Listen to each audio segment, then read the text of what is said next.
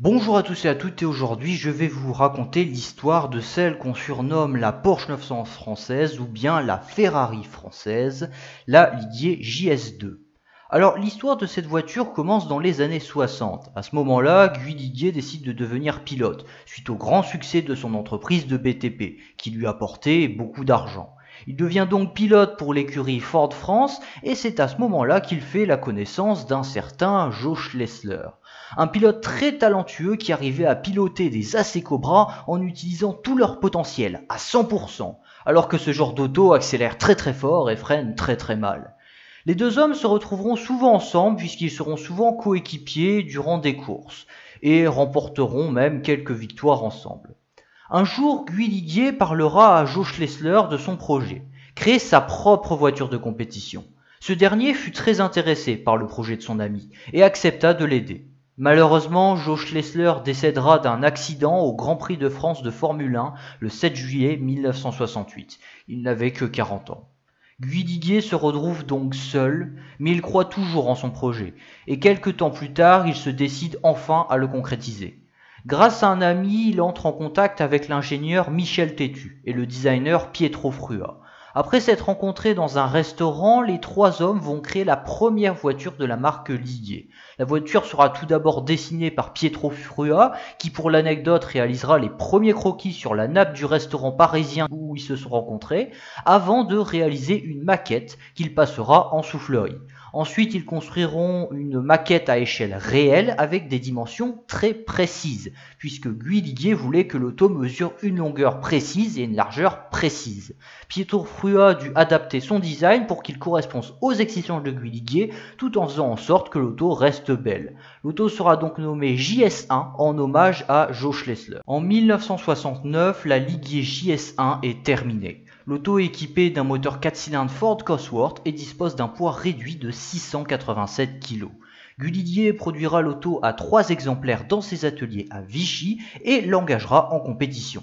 Bien que la JS1 ne gagnera pas tout de suite en compétition, elle finira par rencontrer le succès aux 24 heures du Mans de 1970, où elle termine à la 7e place. Elle remportera également une 3e place au circuit de Magny-Cours, et au fil du temps, les JS1 évolueront et adopteront le V6 Ford de la Ford Capri 2600 RS. Les quelques victoires remportées par l'auto encouragent Guy Liguier à faire participer sa voiture en catégorie GT. Sauf que pour participer en catégorie GT, il faut produire une version destinée pour la route à 500 exemplaires minimum. Le problème, c'est que la Liguier JS1 n'a jamais été conçue comme une voiture de route, mais comme une voiture de course. C'est pour cette raison que Guy Liguier se lancera dans la construction d'un nouveau modèle dérivé de la JS1, mais destiné à une production en série. Et cette voiture, c'est la Liguier JS2. Cette nouvelle voiture dispose donc d'une carrosserie en fibre de verre et en résine synthétique. Le châssis est composé d'une poutre centrale avec des sandwichs de tôle d'acier ainsi que des amortisseurs de roulis sur chaque essieu, ce qui permet à la JS2 d'avoir une excellente tenue de route. La JS2 dispose également de 4 freins à disque et de 4 roues indépendantes. En ce qui concerne le design, le dessin de Pietro Frua est conservé, mais quelques détails seront revus par Pichon Para. Pour ce qui est de l'intérieur, la JS2 dispose d'une bonne finition ainsi que des sièges en cuir qui adoptent la même forme que les sièges baquets de compétition. En termes de moteur, Liguier optera pour le V6 Ford de 165 chevaux provenant de la Capri 2600 RS. La position centrale arrière du moteur permet à la voiture d'avoir une bonne tenue de route ainsi que d'avoir un petit coffre à l'arrière ainsi qu'un mini coffre à l'avant. Ce dernier accueille la roue de secours. La JS2 adoptera également quelques équipements provenant de la voiture de série, comme les feux arrière, qui sont en fait des feux arrière de Peugeot 504 coupé. En termes de proportion, la JS2 mesure 4,25 m de long, 1,72 m de large, 1,15 m de haut et dispose d'un empattement de 2,35 m, pour un poids vide de 950 kg.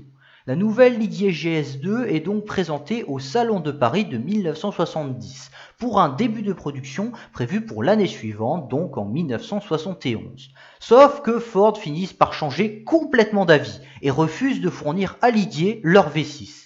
Sur le moment, Ford ne donneront aucune justification à Liguier, mais à l'heure actuelle, on sait que ce refus était dû au projet de la Ford GT70, une voiture qui devait être produite en série pour participer à des rallyes et être inscrite en catégorie GT comme la Liguier JS2. Ford ne voulait donc éviter toute concurrence possible à ce projet de la GT70. Guy se retrouve donc avec une voiture qui n'a plus de moteur. Le problème, c'est que trouver un V6 en France relève du pari impossible, et à ce moment-là, le V6 PRV n'existait pas encore. Mais Guy a beaucoup de chance puisque Citroën a racheté Maserati à la fin des années 60 afin de leur demander de concevoir un V6 pour la Citroën SM. Ligier arrive à obtenir un accord avec Citroën, ce qui leur permettra d'obtenir un V6 pour la Ligier JS2. Avec ce moteur de 170 chevaux, la JS2 est donc capable d'atteindre la vitesse maximale de 240 km/h. La voiture est donc présentée une seconde fois au Salon de Paris de 1971 avec un début de production pour l'année 1972. La voiture sera félicitée pour son excellente tenue de route et ses grandes vitres permettant une bonne visibilité. L'auto brille également pour sa direction précise ainsi que pour son freinage efficace. Mais la JS2 sera quand même pas mal critiquée sur certains points, notamment pour son design. Certains adorent son design, et d'autres le trouvent qui est plutôt imparfait. La voiture sera également critiquée pour d'autres choses, notamment son intérieur, qui était jugé trop fonctionnel, et pour son étanchéité entre le poste de conduite et le moteur, puisqu'en effet, lorsqu'on conduisait la voiture et que lorsque le moteur était en marche, une odeur d'huile pouvait envahir l'habitacle. Sans oublier que le V6 Maserati avait une sale réputation pour sa fiabilité et son entretien, car le réseau Citroën n'était pas du tout organisé pour l'entretien de ses Citroën SM dans toute la France, et pour la Ligier JS2, c'était le même problème. Le prix d'achat était également plutôt élevé et les gens ne voulaient pas risquer d'acheter une voiture provenant d'une marque totalement inconnue. En compétition, ce n'est pas la joie non plus, puisque la Ligier JS2 ne gagne absolument rien. Elle réussira juste à obtenir une 10e place au Tour Auto de 1973.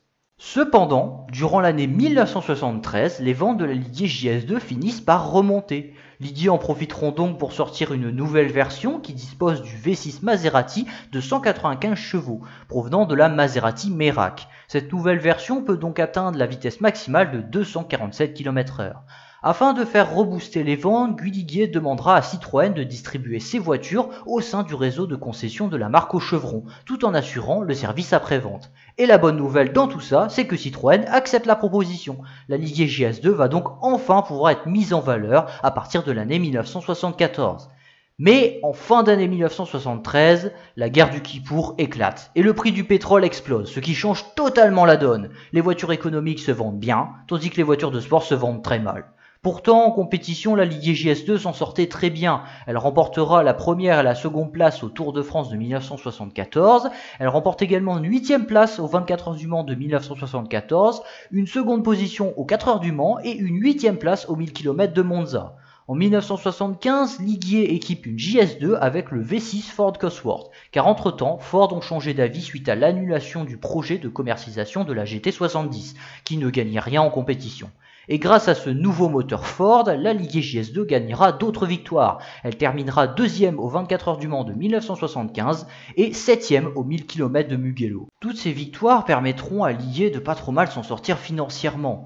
Et parallèlement à ça, ils vont faire évoluer la version de route. Tout d'abord avec l'arrivée de feux arrière de Peugeot 304 à partir de 1974. Puis en 1975, la Ligier JS2 change complètement de look.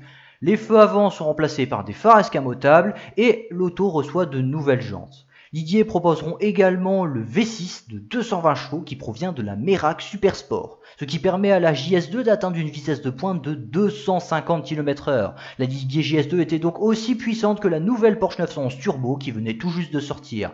Mais contrairement à elle, la JS2 dispose d'une bien meilleure tenue de route et n'avait pas de turbo, ce qui est d'autant plus impressionnant de présenter les mêmes performances sans turbo. Sauf que la 911 Turbo est arrivée au bon moment, à la fin du choc pétrolier, alors que la JS2 était complètement à l'agonie. En effet, les ventes de la Ligier JS2 ne suffisaient plus pour faire vivre la marque, qui avait dû trouver un accord avec Citroën afin de produire 21 SM durant l'année 1974, et en 1975, suite au rachat de Citroën par Peugeot, ces derniers se débarrasseront des 114 derniers SM en les vendant à Ligier. Ligier récupérera également quelques Monica 560, mais il n'en fera rien de spécial avec et les jettera à la casse. Bref, tout ça pour dire que Ligier cherchait à compenser les ventes anecdotiques de la JS2, qui ne se sera vendue qu'à 7 exemplaires durant l'année 1975. Sans oublier que la SM n'existe plus et que Peugeot ont revendu Maserati à De Tomaso. Ligier n'avait donc plus de moteur. Alors certes, Guy Ligier aurait pu changer le V6 Maserati en le remplaçant par un V6 Ford, Mais au vu des chiffres de vente, ça ne valait pas le coup financièrement. Dans ces conditions, la Ligier JS2 ne peut pas survivre et disparaît donc durant l'année 1975 après seulement 86 exemplaires produits. Si vous souhaitez acquérir une Ligier JS2, il faut savoir que ce genre de voiture est très rare. Cependant, la majorité d'entre elles ont été refiabilisées. À vrai dire, c'est rare de trouver des JS2 qui ne sont pas fiables. Mais ce n'est pas impossible, donc soyez méfiants. Une fois que ce moteur est fiabilisé, elle ne pose plus trop de problèmes, puisque le V6 est robuste et peut encaisser les kilomètres assez facilement. En revanche, l'entretien reste complexe et cher si vous faites appel à un spécialiste. Si la carrosserie ne rouille pas, ce n'est absolument pas le cas du châssis. Faites donc très attention à cela, il y a beaucoup de gens qui tombent dans le panneau. Si la JS2 que vous convoitez a une mauvaise tenue de route, c'est que le châssis est complètement pourri et complètement rouillé. En termes de prix d'achat, ça commence à 50 000 € et ça peut monter jusqu'à 80 000 pour les versions les plus rares ou les plus performantes. Merci d'avoir vu la vidéo en entier, alors comme d'habitude n'hésitez pas à mettre un like si ça vous a plu, vous pouvez mettre un commentaire si vous souhaitez, mais surtout n'oubliez pas de vous abonner. J'ai remarqué que beaucoup d'entre vous regardent mes vidéos mais ne s'abonnent pas, et c'est dommage, vous pouvez peut-être rater certaines choses. Donc si vraiment la chaîne vous plaît, n'hésitez pas à vous abonner, ça coûte rien et ça me permettra d'atteindre les 1000 abonnés, qui est le grand objectif pour l'instant.